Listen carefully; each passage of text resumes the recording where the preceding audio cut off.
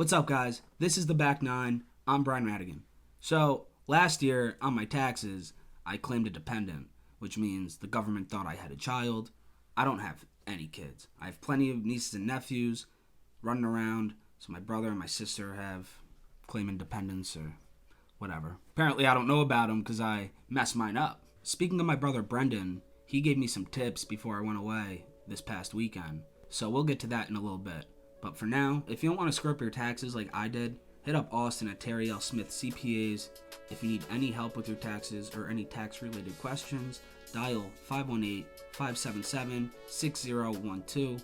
Once again, 518-577-6012. So, before I left this weekend, I had my brother on for the first ever interview on the Back Nine. He gave me some pretty awesome tips. It's your top 10 commandments, what? So this weekend, I'm headed to a bachelor party, right? My first one ever. So I brought my seasoned vet brother, who's been to plenty of bachelor parties. No need to introduce. Hello, everybody. I'm Brendan. I'm Brian's older brother. I've made him the man he is today, and I'm kind of embarrassed about it. Man, there's a lot of things to know about bachelor parties, but the rules, they're pretty general. They can vary on where you go, whether you're at a casino, if you're on the beach, if you're in the woods. I'm in the woods. Of course you are. So anyway, you want to take a lot of things into factor. One of the main rules is the groom doesn't pay for anything. Okay. The groom doesn't pay for his hotel. He doesn't pay for his food. Okay. He doesn't pay for anything, unless you're like really drunk at 3 a.m, and then of course you can make him buy you pizza or something like that. Okay. Noted. Performance enhancers. Okay. Big deal here. Bang energy drinks, Pedialyte, etc. If you're prescribed Adderall, that also works pretty good from what I hear instead of Bang energy drinks. It's a marathon. You shouldn't drink before noon. You should really reconsider taking shots. If you are going to drink before noon, mimosas and White Russians. Fire. White Russians are very good with Eggs Benedict. Perfect. And breakfast is probably the only meal you're going to eat. That's fair. Spend a day doing things other than what you're at. So if you're at a casino, spend a day by the pool. Okay. That saves your degenerate friends like myself from losing all their money in one night. All right. Well, before we get into it, you want me to tell you what I might be doing instead? I got a little layout of what we will be doing. Okay, go ahead. All right, so hardcore high-speed go-karts, first day. Don't drink. We're going to, I don't know what brewery, but we are going someplace after. Probably going to drink like 10 double IPAs after. Just kidding, I'll probably have 2 and be on the floor. Bring me stuff home. Venmo me. I'm going golfing as well. We're playing Cobleskill Country Club. Beer hole. That's a rule. Beer hole. $3 closest to the pin.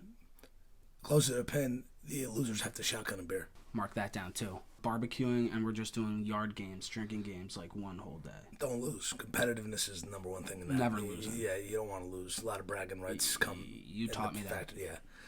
Very competitive. Very competitive. Very competitive. Hanging in a cabin. Probably the safest way to go right now, so. All right, that's fair, considering the state that everybody's in with COVID. But watch out for bears. Yes, you can do that. Bears. Don't put honey on your nuts. Okay. And we're getting back to like your typical bachelor party. Fair. Another rule, usually you have to take a day off before the bachelor party because you'll usually take a long weekend, so you'll have to take a day off from work. It's just as important to take a day off from work when you get home because you're going to need a full day of recovery after 3 days of, full-on binging. The number one rule, what happens at a bachelor party stays at a bachelor party. That's an oath. Shut your mouth when you come home. What happens at the bachelor party stays at the bachelor party. Don't bring that shit home. Yeah? Don't bring that shit home. Not in my house! Not up in here! Not up in here! So, I have no comment on which tips I put to use and which ones are irrelevant, but just say most of them were pretty on point. Plenty of beer, plenty of yard games. We ended up playing Cobleskill Country Club, which marks another golf course I have played this year. I have played like 25 courses this year. I've been playing a shit ton of golf. This week's top 9 list, the top 9 golf courses I have ever played. Coming in at number 9, fairways of Half Moon, massive fairways, gorgeous layout too. Be teeing off right next to the train tracks, right next to the water. It was such a long course to walk, so do not recommend walking. Coming in at number 8, Capitol Hills, Albany Muni, whatever you call it.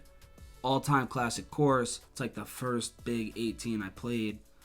Also, fun fact, as a kid, I was a standard bearer for the LPGA. Coming in at number 7, Boston Spa Country Club. Loved the course, and the beer cart was always out. There's a drink called the One Iron. Couldn't tell you what was in it. Highly recommend. Coming in at number 6, Normanside Country Club. Right in the hometown of Bethlehem, New York. Well-kept course. Not a lot of water for me to lose my ball. Coming in at number 5, the first time I played this course was November. Van Patten Golf Club in Clifton Park, New York. I was freezing my ass off. It was like 30 degrees, but it was just such a nice course. Me and my friends had a blast. Coming in at number 4, Orchard Creek Golf Course in Altamont. Great views. And fun fact, if you play in November, there's apple trees all over the course. Fill your bag with apples. Bring those apples home to mom. Next thing you know, you have apple pie for dessert. Coming in at number 3, Shaker Ridge Country Club. It's right next to the airport, so planes are flying right over your head the whole time. Also, John Daly played in a charity tournament here in 93. On the 11th hole, he steps up, puts it in the water on his first shot. Tees up for his third shot, grips it and rips it, 326 yards, places it right next to the pin, puts it in for par. At number 2, Hannah Mountain. Unbelievable course in Margaretville, New York. About 7 buddies of mine, we all went up, had 2 foursomes, 90 holes of golf, big beer fest, great greens. And at the one spot, we did not belong here at all. Down in South Carolina, Oak Point, Kiowa Island. I mean, you show up, gated community. What's your name? Rhatigan. Gators on the course. I had a worm burner 60 yards chipped in for par. I rode my club up like an asshole just up to the green like a horse. It was the best time of my life. Beautiful course. Never will play anything like that again. Welcome to the first ever installment of Call Your Caddy. I'm your caddy on the back 9 today. So let's check these voicemails. Hey, Brian. Loving the podcast so far, bud. Keep it up. Keep those birdies coming. Keep those eags afloat. And chirp, chirp. Birdie trains are coming. It's Brian's podcast, bitches. It is my podcast, bitches. If you want to be on the next installment of Call Your Caddy, leave me a message at Brian Rat on my Instagram. Links in my bio. All right, let's see what else we got in here. Hey, Brian, got a question about the Yankees going down to D.C. Obviously, Scherzer and Cole on opening day going to be an unbelievable matchup.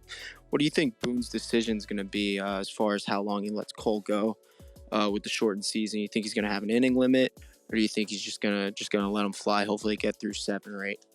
Good question, Greg from Jersey, but he's going 9. Why are we going to stop him 7 or 8? We're all about the 9 here on the back 9. You know Garrett Cole in his debut for the Yankees, he's going all the way. It's that simple. The guy is an animal, was a Yankee fan since he was a kid. Cole's been dreaming about this day. And no fans, no pressure. Garrett Cole, all 9, 14 Ks. Mark it here. Yo, what's up? Yo, what's good? What's good, bud? So we're finishing up. We're just doing like the closer and stuff. I know you haven't. That stuff you gave us hasn't been released yet, right? Yeah, the Stay Thirsty stuff? Yeah. The stuff that I gave you is just all unreleased stuff. Copy. Okay. So do you want me to like drop that you gave us the stuff and that's dropping soon at the end of the episode? Yeah, if you want, because I think probably for next week's episode I should have you. Do you want me to mention the back 9 merch? Like, do you want me to say like who wants some or? Let me know what you guys think of these visors, and we got some polos and some other golf merch, and if you guys are interested, drop a comment or something. Perfect. All right, dog. Sounds good. All right. We'll talk soon. Be in touch. All right, peace. Let me know what you think of the Stay Thirsty Back 9 collab. Drop a comment below, and might be doing a giveaway and giving away a new polo and one of these visors. So be on the lookout. Remember, if you need any help on your taxes or any questions, hit up Austin at Terry L. Smith CPAs at 518-577-6012. 518-577-6012. And we'll catch you guys next week for episode 4.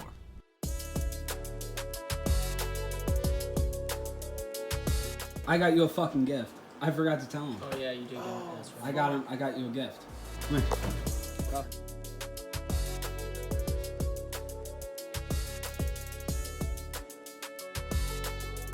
Get out.